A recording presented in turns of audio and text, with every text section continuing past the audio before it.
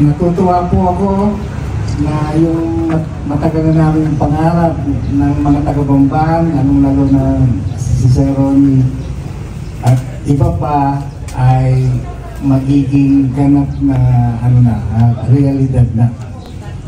Ito po ay nanggaling po ito sa proklamasyon ni General o Pangulong Aguinaldo noong June 6, 1899 na ginagawa niya ang Bamban bilang kanyang headquarters at siya ay kinuha muli ang titulo na Captain General maliban sa pagiging Pangulo ng Pilipinas.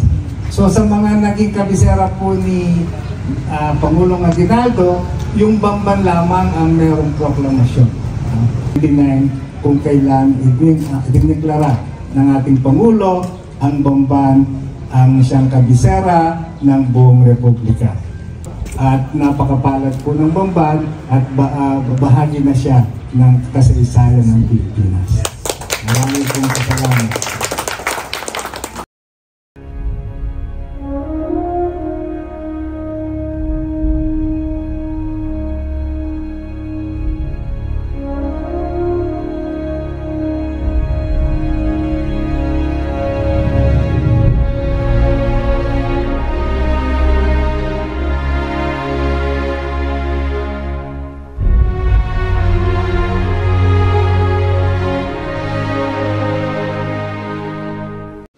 This is an historic event, the aspirations of our people for the recognition of this town in our nation's history. Sa pook ng Bamban, itinaguyod ang pakikibaka para sa kalayaan. Illustrious generals made their stand in our town: Francisco Macabulos, Venancio Concepcion, Luciano San Miguel, and Serviliano Aquino. The blood of our ancestors spilled in the battlefields of Iba, Lafe, Ligaya, Bantiti, and the Manson Ridge. Bamban, bayang marangal at makasaysayan.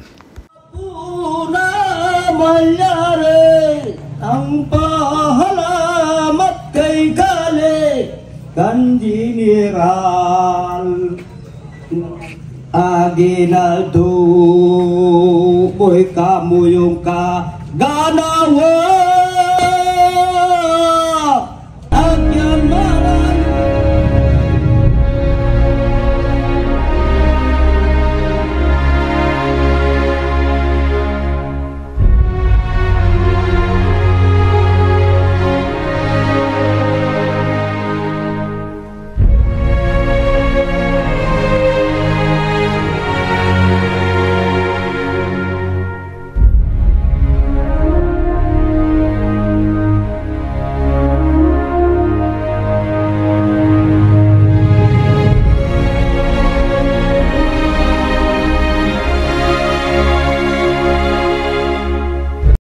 Bambang Historical Society sa pangunguna po ni Mr. Ronnie de la Cruz. Isa ang Bamban kung saan lumikas si Emilio Aguinaldo at target ng bayan ngayon sa pook na ito upang pasinayaan at panandang pangkasaysayan ng landas ng pagkabansa. Mahalaga ang Bamban sa pagtatanggol ng Republika noong panahon ng digmaang Pilipino at Amerikano dahil sa estratehiya ng relokasyon nito upang pigilan ang pag-usad ng mga puwersa ng Amerikano. Dito iluklok ni General Francisco Macabulos ang punong himpilan ng kanyang sangkatan. Isa siya sa mga sundalong tapat at malapit kay Antonio Rizal.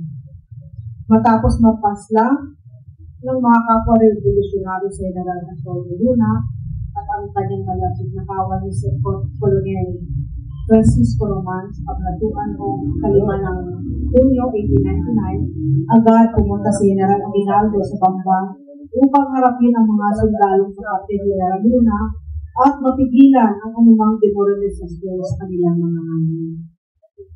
Itinatag niya ang bangban noong ika-6 ng Hunyo 1899 bilang punong tanggapan ng Republika at kanyang pinamunuan ang hukbo ng mga sundalong naroon. Habang ang bangban ay punong tanggapan ni General Aguinaldo, nagsilbi namang tahanan niya ang Angeles na kalapit na bayan nito. Marami dahil mas marami ang mga pusali na maaaring mapitan sa Angeles. Gayunpaman, hindi nabawasan ang mahalagang ginampanan ng bangban bilang punong himpilan at bilang bahagi ng depensa laban sa mga puwersang Amerikano bago sila lumipas patungong Tagna.